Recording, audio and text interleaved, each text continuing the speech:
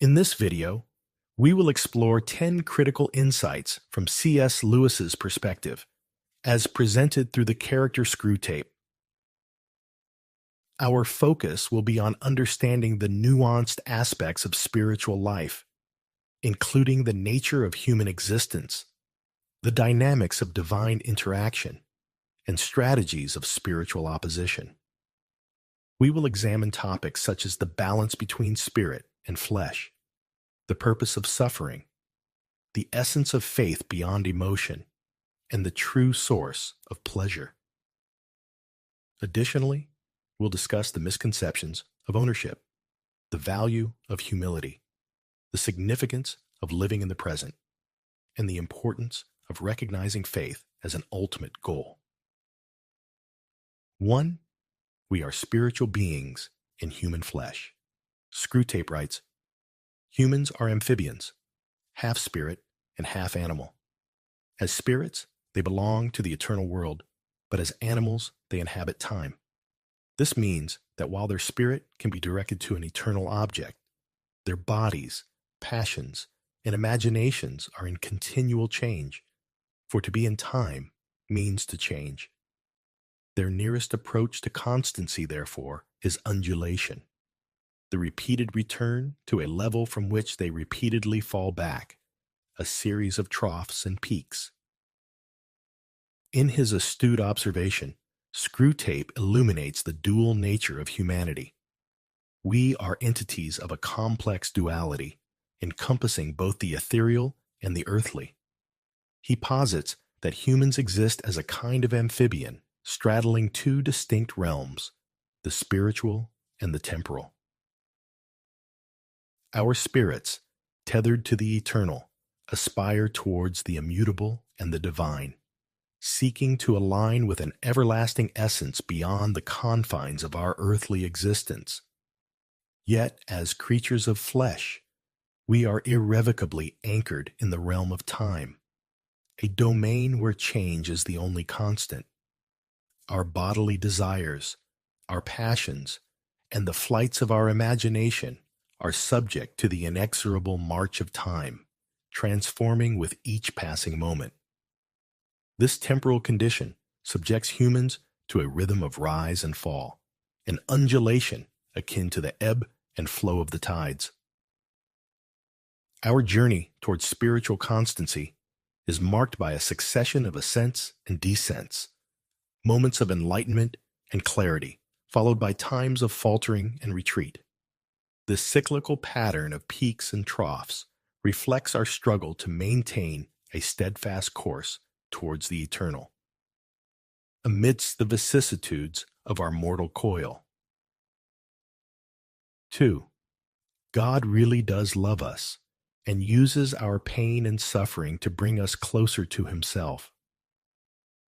Screwtape writes, "Now, it may surprise you to learn that in his God's efforts to get permanent possession of a soul, He relies on the troughs even more than on the peaks. Some of His special favorites have gone through longer and deeper troughs than anyone else. The reason is this: to us, a human is primarily food. Our aim is the absorption of its will into ours, the increase of our own area of selfhood at its expense. But the obedience which the enemy demands of men is quite a different thing. One must face the fact that all the talk about His love for men and His service being perfect freedom is not, as one would gladly believe, mere propaganda, but an appalling truth. He really does want to fill the universe with a lot of loathsome little replicas of Himself, creatures whose life, on its miniature scale, will be qualitatively like His own, not because He has absorbed them, but because their wills freely conform to His. We want cattle who can finally become food. He wants servants who can finally become sons. We want to suck in. He wants to give out. We are empty and would be filled. He is full and flows over." Screwtape's reflections offer a profound insight into the nature of divine love and the purpose behind the trials and tribulations that beset the human journey. It reveals an unexpected truth that God, in his infinite wisdom and boundless love, places a greater reliance on the valleys of our existence, the times of pain and suffering, than on the peaks of joy and triumph. It is within these deeper and more prolonged troughs that the divine craftsman works most intimately, shaping the souls of his cherished ones, drawing them closer to himself in a communion of profound depth and significance. To the cynic, the notion that God utilizes our sufferings as instruments of divine proximity might seem paradoxical, even disconcerting. Yet Screwtape elucidates that this divine strategy is born not of a desire to subjugate or to assimilate, but of a longing for genuine fellowship and kinship. Unlike the malevolent forces that hunger for the absorption of the human will, seeking to diminish the individual by assimilating their essence into a greater darkness, the love of God operates through a radically different paradigm. The obedience he seeks is not the surrender of identity, but the harmonization of the human will with the divine, a process that enhances rather than diminishes the individual. This divine aspiration is to populate the cosmos with beings who, though minuscule in their likeness to the infinite, reflect his nature in their capacity for love, freedom, and self-giving. The comparison drawn between the insatiable emptiness of malevolent entities and the overflowing fullness of the divine essence underscores a fundamental difference in intention. One seeks to consume and dominate, the other to enrich and elevate. God envisages a family of spirits, united not by coercion, but by love, each freely aligning their will with his, transforming from mere servants into beloved sons and daughters. In this light, our sufferings and sorrows are not merely burdens to be borne, but are, paradoxically, gifts that draw us into closer intimacy with the divine. Through these experiences, we are invited to share in the very life of God, to partake in a reality that transcends our temporal afflictions, and to find in our Creator not only refuge but kinship, as we journey towards becoming reflections of his infinite love and goodness. 3. We are called to live by faith, not by our feelings.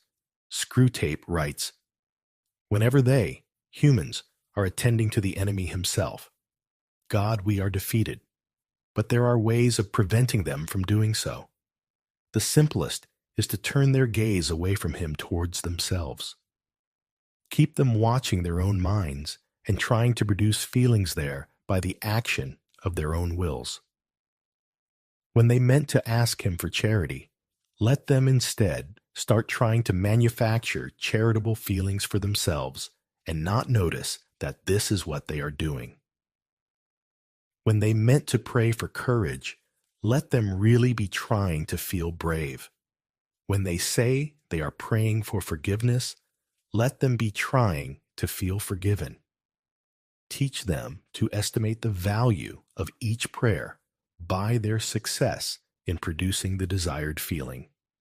And never let them suspect how much success or failure of that kind depends on whether they are well or ill, fresh or tired at the moment. In the labyrinth of human consciousness, Screwtape delineates a subtle yet potent stratagem employed to divert souls from the essence of their spiritual quest. This tactic hinges on the misdirection of focus. From the transcendent and outward-looking gaze upon the divine to an introspective, self-absorbed scrutiny of one's own emotional landscape. The peril lies not in the acknowledgement of one's feelings, but in the elevation of these feelings as the metric of spiritual fidelity and divine communion. Humans, in their earnest yearning for connection with the divine, often misconstrue the nature of faith mistaking the warmth of fervent emotion for the substance of spiritual communion. Screwtape advises his fellow tempters to exploit this misconception, guiding souls to chase after manufactured sentiments as indicators of spiritual vitality and divine favor. In doing so, individuals are led astray, ensnared in the pursuit of emotional self-engineering, rather than seeking to cultivate a steadfast reliance on God, irrespective of the fluctuating tides of feeling. This strategy of distraction seeks to undermine the very foundation of faith by insinuating that the authenticity and efficacy of prayer are contingent upon the individual's ability to evoke a particular emotional state. Thus, when a soul aspires to charity, courage, or forgiveness, the focus shifts from a sincere petition to the divine to a futile endeavor to conjure the corresponding sentiment within oneself. This inward turn not only distances the soul from God, but also engenders a false criterion for spiritual success, measured by the ephemeral and often deceptive barometer of feelings. Moreover, Screwtape illuminates the vulnerability of this approach to the vicissitudes of human condition, wellness or illness, vitality or fatigue, thereby revealing its inherent fragility and dependence on circumstance. In contrast, the true essence of faith transcends the immediate and the emotional, anchoring the soul in a trust and reliance on God that does not waver with the changing states of mind or body. To live by faith, then, is to maintain an unwavering focus on the divine, irrespective of our emotional state. It is to understand that the depth and authenticity of our spiritual life are not predicated on our ability to feel a certain way, but on our steadfast commitment to seek God, to align our will with His, and to trust in His presence and guidance, even in the absence of tangible emotional confirmation. This path calls for a relinquishment of self-reliance in the manufacturing of spiritual feelings, inviting us instead to a deeper, more enduring communion with the divine, rooted not in the transient, but in the eternal. 4. Fear is a liar. Screwtape writes, "We want him to be in the maximum uncertainty so that his mind will be filled with contradictory pictures of the future, every one of which arouses hope or fear. There is nothing like suspense and anxiety for barricading a human's mind against the enemy God. He wants men to be concerned with what they do. Our business is to keep them thinking about what will happen to them." Screwtape's counsel unveils a diabolical strategy predicated on the manipulation of fear, illuminating the shadowy mechanics by which souls are ensnared in a web of uncertainty and apprehension. The genius of this nefarious tactic lies not merely in the invocation of fear, but in the orchestration of a relentless cacophony of hypothetical futures, each fraught with potential joy or disaster. This maelstrom of conflicting possibilities serves to entangle the human mind in a perpetual state of suspense and anxiety, effectively constructing an impenetrable barrier against divine truth and guidance.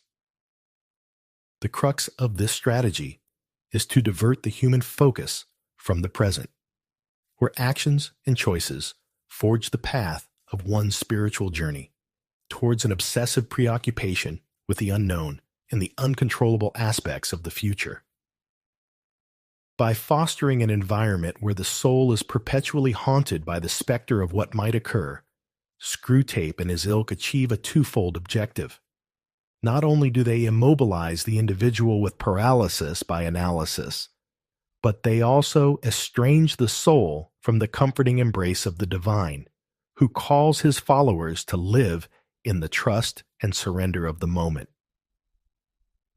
In stark contrast to this scheme of distraction and disquiet, the divine entreaty calls for a focus on the immediacy of action and the living out of one's faith through deeds and choices grounded in the present. This divine perspective champions a liberation from the tyranny of hypothetical futures, advocating for a serene trust in God's providence and guidance.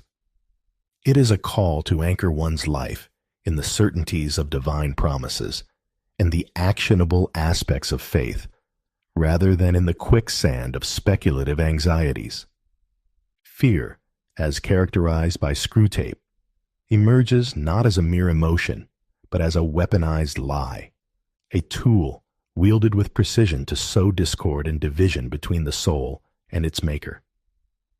It is a smokescreen designed to obscure the luminous truth of God's unwavering presence and the inherent strength endowed to each individual to navigate the challenges of life with courage and faith. To dismantle the lies of fear, then, is to reclaim the sovereignty of the present moment, to focus on the concrete reality of God's love and commandments, and to engage in the sacred task of living out one's faith with conviction and purpose. It is a defiant affirmation of trust over trepidation, of action over inertia, and of divine truth over the shadows of doubt. In this light, the soul finds its fortress not in the elusive certainties of the future, but in the steadfast love and guidance of the eternal, whose perfect love casts out all fear. 5. God is the source of all good. Screwtape writes, "You are much more likely to make your man a sound drunkard by pressing drink on him as an anodyne when he is dull and weary than by encouraging him to use it as a means of merriment among his friends when he is happy and expansive." Never forget that when we are dealing with any pleasure in its healthy and normal and satisfying form, we are, in a sense, on the enemy's ground. I know we have won many a soul through pleasure. All the same, it is his invention, not ours. He made the pleasures. All our research so far has not enabled us to produce one. All we can do is to encourage the humans to take the pleasures which our enemy has produced, at times, or in ways, or in degrees, which he has forbidden. Screwtape's musings cast a revealing light on the profound yet often overlooked truth that every genuine delight and pleasure, in its pure and unadulterated form, is a reflection of the divine essence. It is an affirmation that all that is truly good, joyful, and fulfilling in the world originates not from the shadows of temptation, but from the boundless creativity and benevolence of God Himself. The Creator, in His infinite wisdom and love, has imbued the fabric of creation with an array of pleasures, each designed to enrich the human experience and to draw souls closer to the beauty and goodness that emanate from His being. However, the perversion of these divine gifts becomes a tool in the arsenal of those who seek to ensnare and divert souls from their celestial calling. Screwtape reveals the tactical manipulation of pleasure, not as an instrument of joy and communion, but as a means of entrapment. The strategy is insidious: to take what is inherently good and to twist its purpose and use, leading humans away from the moderation, gratitude, and mindfulness with which these gifts were intended to be received. This manipulation seeks to detach pleasure from its divine source and purpose, encouraging an indulgence that is disconnected from the context of love, community, and moral boundaries established by the Creator. By promoting the misuse of pleasure, whether through excess, inopportune timing, or inappropriate contexts, the malevolent forces aim to mire souls in a quagmire of fleeting satisfaction and spiritual emptiness, obscuring the true origin and aim of these divine endowments. Yet within Screwtape's admission lies a hidden encouragement for those who seek to navigate the complexities of earthly existence with integrity and purpose. It serves as a reminder that the enjoyment of life's pleasures, when embraced within the parameters of divine intention, is not only permissible but desirable. It underscores the reality that true joy is found not in the perversion of pleasure, but in its appreciation as a gift from God, meant to enhance our lives, foster genuine connections, and lead us back to the giver of all good things. Thus, the challenge for humanity is to discern the proper use and enjoyment of the pleasures bestowed upon us, to recognize them as echoes of the divine generosity, and to allow them to elevate our hearts and minds in gratitude and reverence towards the source of all that is good. In doing so, we reclaim the beauty of pleasure from the clutches of manipulation, and we celebrate it as a testament to the goodness and love of God, who desires our ultimate joy and fulfillment. 6. We cannot rightly claim anything as our own. Screwtape writes, "Men are not angered by mere misfortune, but by misfortune conceived as injury. And the sense of injury depends on the feeling that a legitimate claim has been denied. The more claims on life, therefore, that your patient can be induced to make, the more often he will feel injured, and as a result, ill-tempered. You must therefore zealously guard in his mind the curious assumption, my time is my own. Let him have the feeling that he starts each day as the lawful possessor of 24 hours. Through the cunning voice of Screwtape, we are ushered into a reflection on the profound illusion of possession that entangles the human heart. The suggestion that misfortune stirs anger, not in its own right, but when perceived as an infringement upon one's perceived entitlements, unveils a deep-seated vulnerability within the human psyche. This vulnerability lies in the erroneous belief that we hold sovereign ownership over certain aspects of our existence, be it time, possessions, or even our very selves. This belief, as insidious as it is widespread, becomes a fertile ground for discontent, bitterness, and strife. The admonition to cultivate in the human mind the notion that my time is my own serves as a strategic ploy to isolate the individual from the broader tapestry of communal and divine interdependence. It instills a false sense of autonomy and entitlement, leading to frustration and anger when the inevitable vicissitudes of life disrupt this perceived dominion. This mindset traps individuals in a cycle of grievance and disillusionment, as the myriad uncontrollable factors that impinge upon our lives are construed as personal affronts, rather than as facets of the shared human experience. Yet, in the wisdom of this portrayal lies a subtle invitation to embrace a more liberating perspective. By relinquishing the fallacy of ownership over our time and possessions, we open ourselves to a deeper recognition of our fundamental interdependence and the grace that sustains our every moment. This shift in perspective frees us from the shackles of entitlement and resentment, allowing us to live with a sense of gratitude and openness to the unfolding of life's mysteries.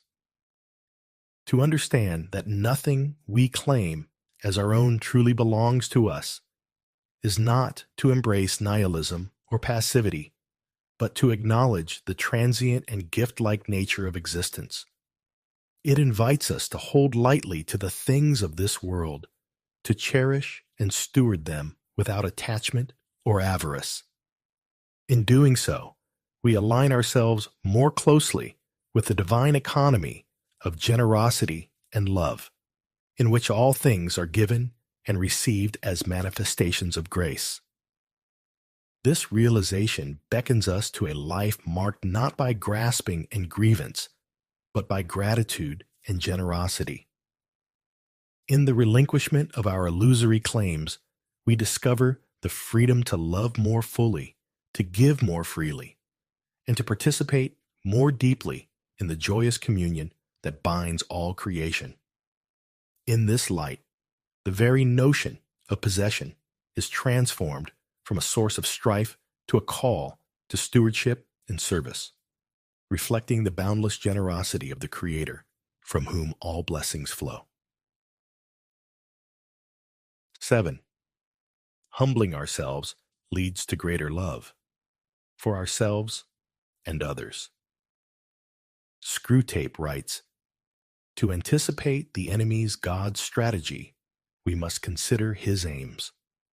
The enemy wants to bring the man to a state of mind in which he could design the best cathedral in the world, and know it to be the best, and rejoice in the fact without being any more or less or otherwise glad at having done it than he would be if it had been done by another. He wants to kill their animal self-love as soon as possible. But it is his long-term policy, I fear, to restore to them a new kind of self-love, a charity and gratitude for all selves, including their own. When they have really learned to love their neighbors as themselves, they will be allowed to love themselves as their neighbors.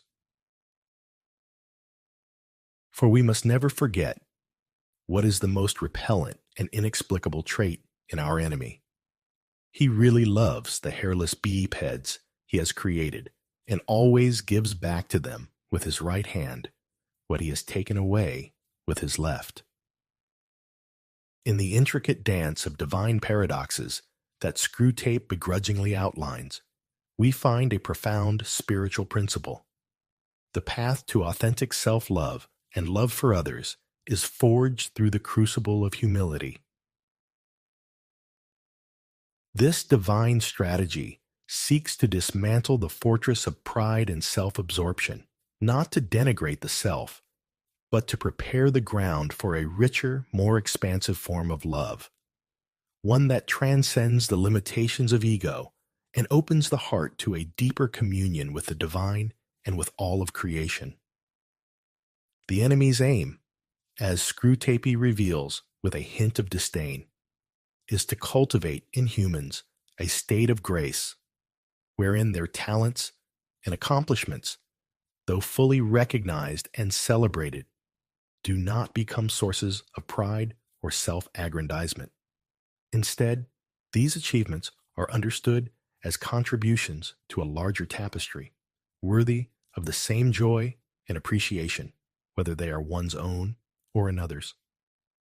This vision of humility is not a negation of the self, but a liberation from the isolating prison of ego, enabling a genuine recognition of the interconnectedness of all life. The divine project of quelling the animal self-love is not an end in itself, but a preparatory stage for the birth of a new kind of self-love, a love that mirrors the selfless love of God.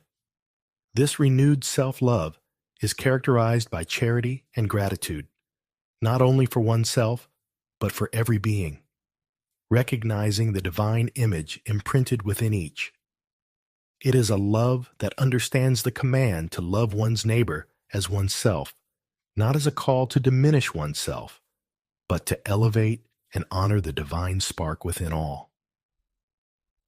Screwtape's reluctant acknowledgement of God's ultimate benevolence reveals a startling truth, that in the divine economy, nothing truly given is lost. The sacrifices we are called to make, the self-love we are asked to surrender, are part of a divine alchemy whereby we are gradually transformed and made capable of a greater love, a love that encompasses both ourselves and our neighbors with equal fervor and devotion.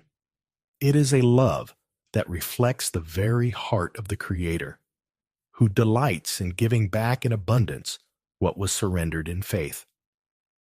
Thus, the journey towards humility becomes not a descent into insignificance, but an ascent into the fullness of love, where we find ourselves and our neighbors anew, bathed in the light of divine affection.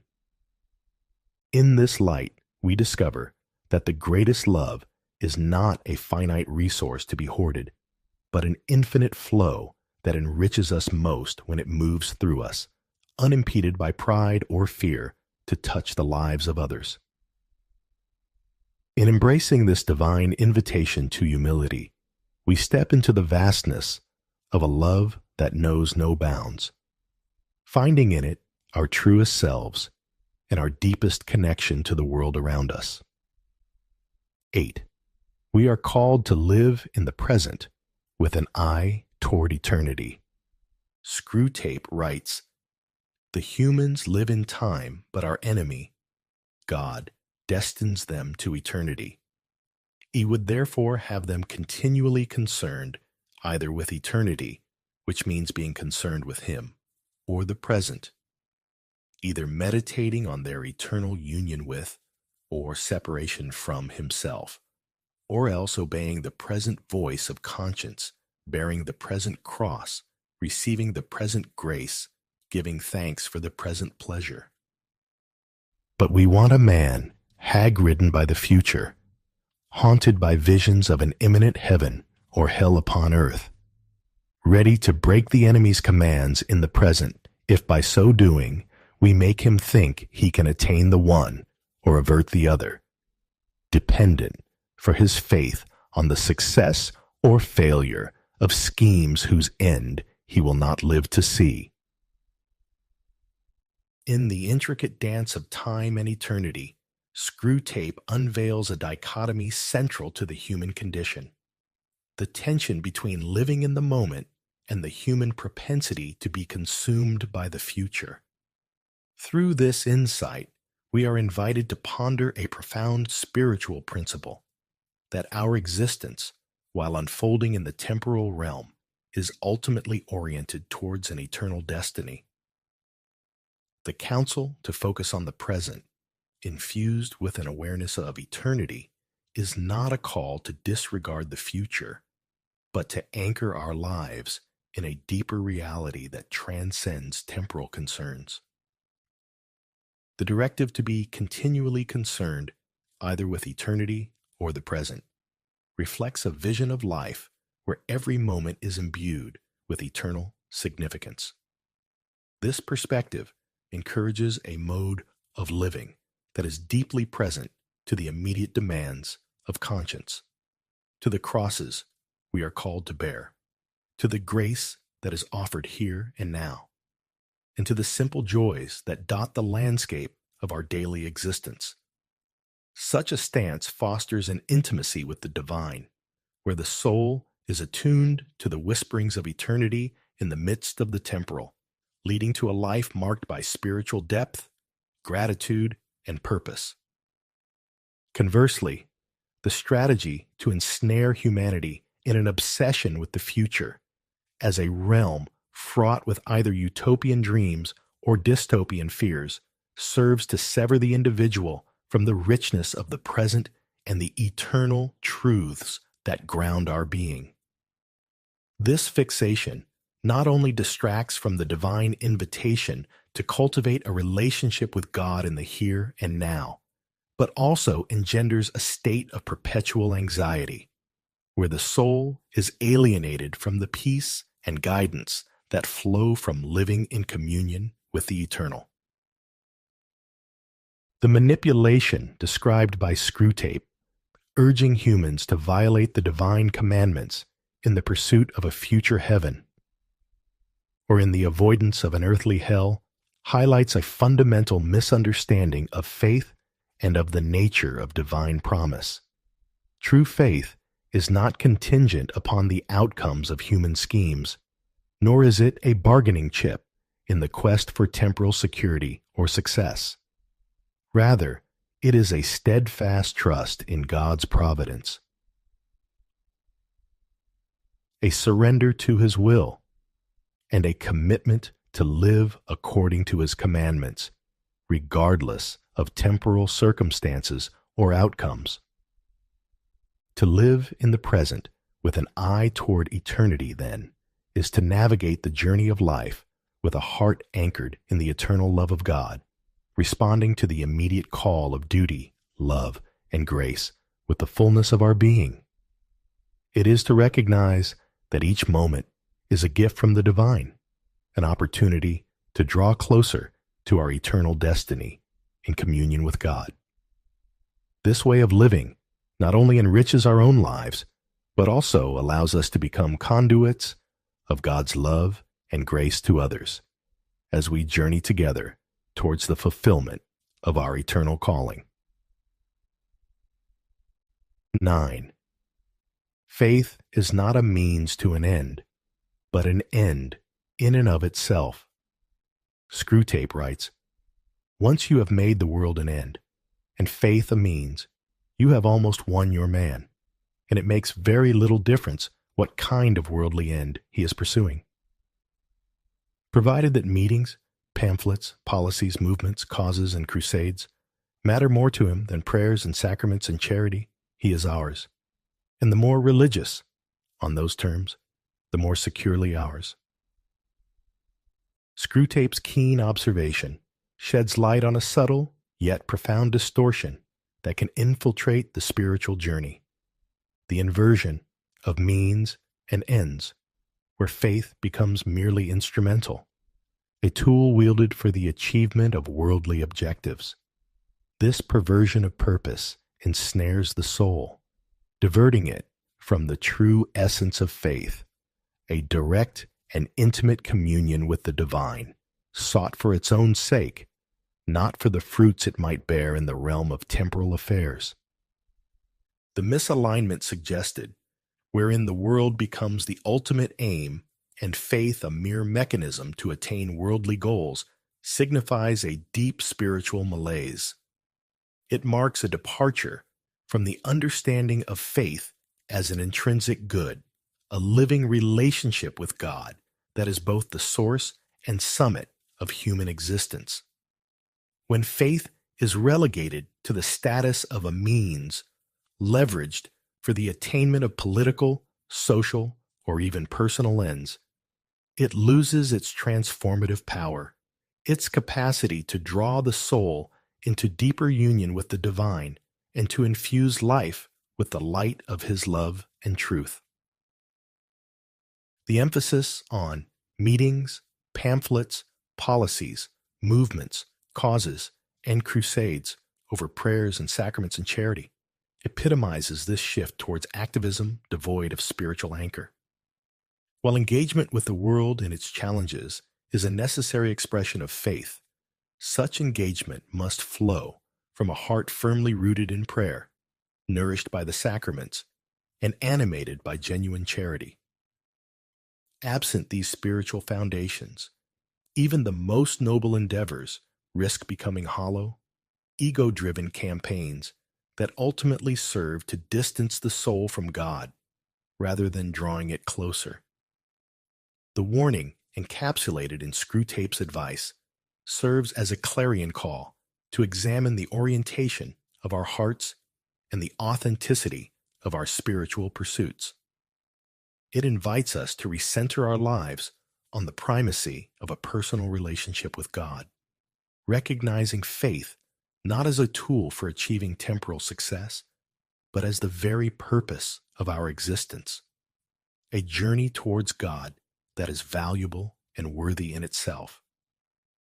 In this journey, the fruits of our faith in the world, acts of love, justice, and compassion, are not the goal, but the natural outflow of a soul in communion with the divine, a testament to the transformative power of living in and through faith for the glory of God and the sanctification of the world. 10. The devil is subtle and cunning. Our policy, for the moment, is to conceal ourselves. I do not think you will have much difficulty in keeping the patient in the dark. The fact that devils are predominantly comic figures in the modern imagination will help you. If any faint suspicion of your existence begins to arise in his mind, suggest to him a picture of something in red tights, and persuade him that since he cannot believe in that, it is an old textbook method of confusing them, he therefore cannot believe in you.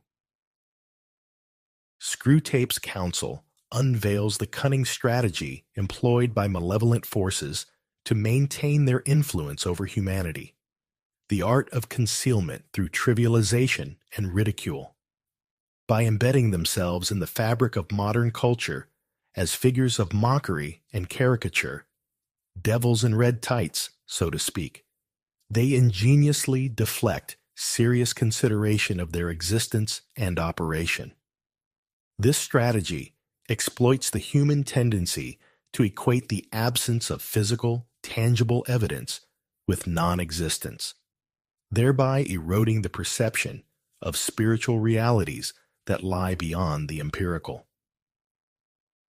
The devil's subtlety lies not only in the orchestration of temptations and misfortunes, but in the more insidious task of obscuring their very presence from human awareness. In persuading the individual that the concept of devils is antiquated and laughable, they effectively remove themselves from the realm of consideration, operating in the shadows unchallenged and undetected. This maneuver is particularly effective in an age characterized by skepticism and a predilection for rational, empirical evidence as the sole arbiter of truth. The brilliance of this strategy is that it does not require the outright denial of spiritual realities. Rather, it relies on the nuanced manipulation of perception, leading individuals to dismiss the spiritual realm on the grounds of its seeming irrelevance or absurdity.